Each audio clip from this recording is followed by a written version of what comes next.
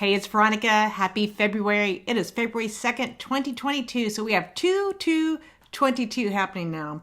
So we're going to anchor with the bell. And I actually have one of the bigger bells. I'm sure it has a name. I'll ask my friend Jody, who I buy these from. It just has a deep resonance. I usually use smaller bells when I teach mindfulness. So we're going to anchor to bring ourselves fully present in this moment, allowing ourselves to center in our bodies, our breath, resonating with the sound. Then we're going to talk about our first core concept and our affirmations. So left hand on heart, right hand on your belly. Let's just anchor in our body, breathing in through the nose and out through the mouth. Breathe in. And on that exhale, let it be just a little bit longer.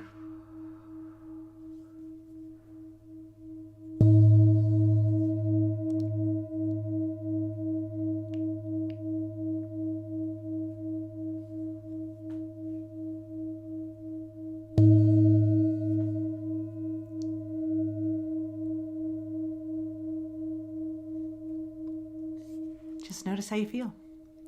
Hello, happy February. I decided to go through the core concepts as a reminder of spiritual principles and practices that we can attune our life. Now, I chose love as the affirmations, but not because of Valentine's, because love is source energy. Love is our life. Love is everything made manifest. And let me get this up on my screen. We're going to say this together.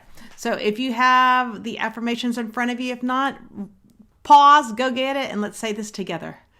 Love is the source of my life. I am love.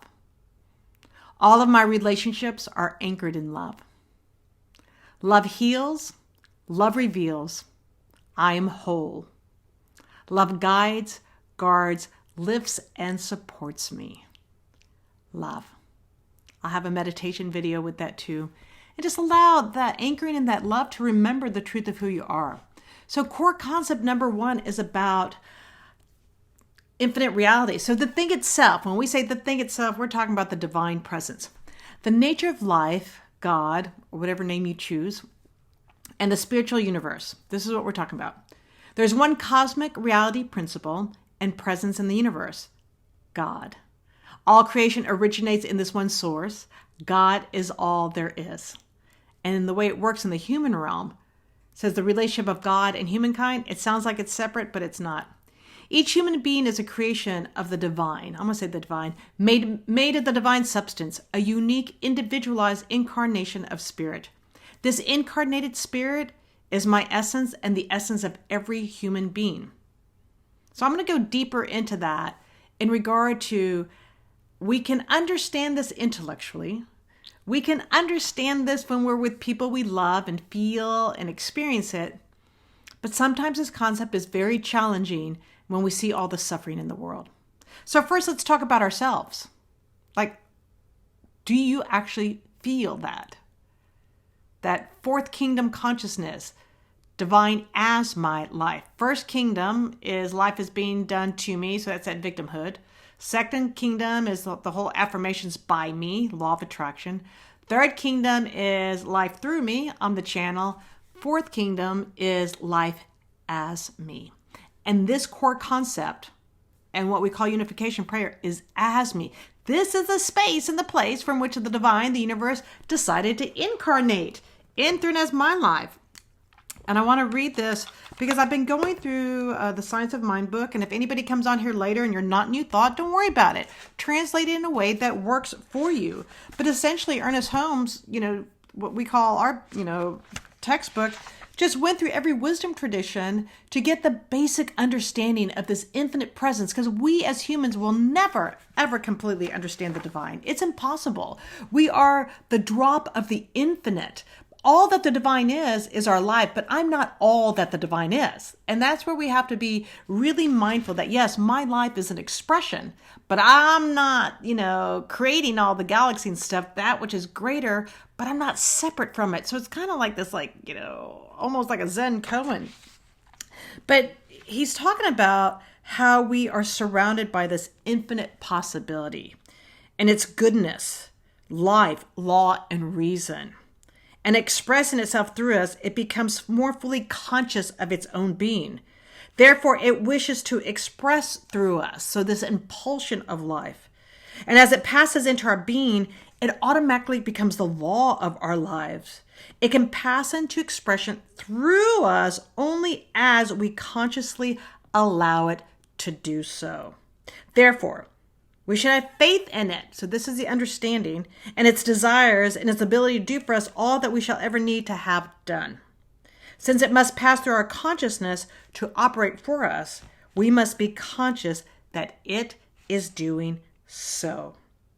The one who wishes to demonstrate some particular good must become conscious of this particular good. If he or she expresses to experience it, they've got to be conscious of it. Therefore, and I'm going to say we because he has he in here, we must make our mind receptive to it and must do so consciously. There's no hocus pocus in a mental treatment. So he's talking about prayer. It's definite, conscious, concrete, and explicit. We are dealing with intelligence and should deal with it intelligently. So this divine intelligence that we call life is expressing in, through, and as us. As us. We must direct it. There's a power for good. We can use it. And it has a need to be expressed through us. And it becomes complicated. I'm not going to get into a big philosophical discussion because sometimes we kind of get lost in that. Or there's this, as Reverend David Alexander is talking about, spiritual gaslighting that happens. He was referencing about, the difference between salary between men and women, and to say that that's a woman's consciousness is spiritual gaslighting. But what we're understanding is that my individualized life is an expression of the divine, and my thoughts must be clear for my life, while we're also transforming these social constructs and dynamics of what I call unskilled, unhealed, and unconscious choices of the collective. So we've got this individual incarnation that's expressing in this collective, and sometimes that's where we get the tug of war because we go into our spiritual communities or we have our spiritual friends and everything's like, in our groove, we feel happy, we feel fulfilled, and then we get in the car or we go to work where people are not being mindful or conscious, or we turn on the news and we see all the violence, the separation, the social injustice, the possibility of war. And we're like, how can God be love? This one cosmic reality, this universal principle, why would it choose to express like that? And I don't have an answer for that because I believe that we as individuals are at choice. So it's almost like we get to turn on the light, the switch, awaken. How do we use this for good? And each incarnation is awakening in their own way. So with love, if love is source energy, yet we're seeing the other extreme of it, it's just a degree of difference energetically. Love is a higher vibration. It's a higher frequency. And it takes time to cultivate and be present. We must be present to our human experience, and where there's sadness and grief or anger or disappointment, just, to be in the awareness of what we're experiencing, but we can only transform the world and transform our lives from a place of love. So the work is done here, and then when we take a stand, love can be fierce. So where in your life is maybe this misperception of love not working for you? Where in your life have you maybe forgotten the truth that you're actually the space and the place from which spirit gets to reveal itself as you?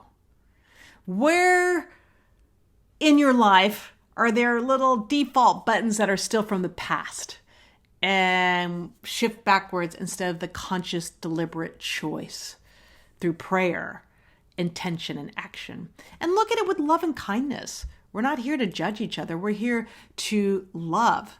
Be love and love each other. The meditation is be still and know that I am God. And when I say God, it's the divine presence, infinite intelligence. It's a very succinct word. I'm not talking about a man. I'm not even talking about a woman, even though sometimes people will use those terms because we are these beings in these expressions and it seems dualistic and separate, but it's really one, and that's where it gets confusing. So I just say stay in the simplicity of it. So whatever word works for you. A friend of mine uses Gus when she was here. She passed away years ago. Great universal spirit.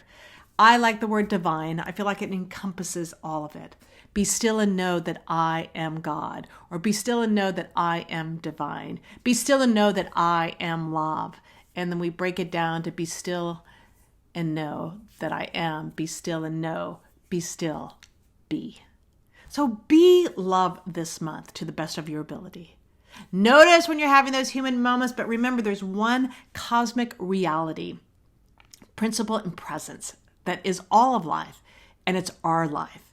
And through our daily practice, we get to consciously choose from that place of love. And we get to have our human experience and feel whatever disappointment. And yet at the same time, we can meet these challenges by consciously standing in the truth. If God is all there is, then I call forth that which is greater in this moment. Greater wisdom, greater harmony, greater love, greater joy, greater peace, strength, and vitality. And to know that everything that's necessary for your well-being is available within you. And then to allow yourself to experience and express it and radiate that light and love into the world. So just know that there's one power and presence. It is love made manifest. We talk about love and law. Love is that impulsion of life. Law simply receives that energy, that consciousness, and then reveals it, manifests from the invisible to the visible. I don't need to know how it works. That's up to this infinite presence and intelligence. I just have to be clear where my choices are being made from a place of love or a place of fear, from a place of wholeness or a place of brokenness, from a place of oneness or a place of separation. And be very careful, especially with social media and all that's happening to try to create all this dissonance and separation, that when you take a stand from this understanding of who you are and that all of life is this, and see from the lens of love and compassion.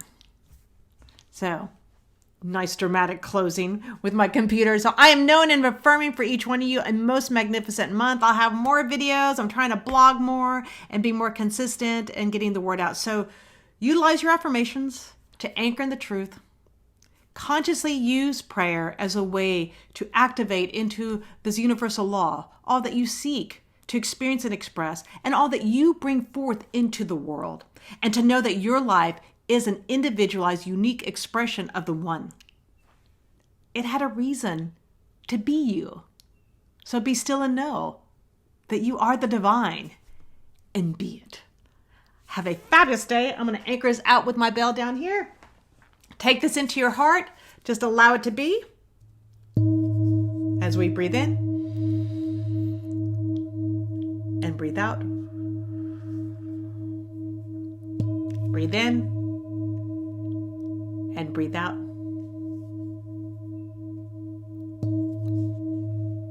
Breathe in and breathe out. Have a magnificent day.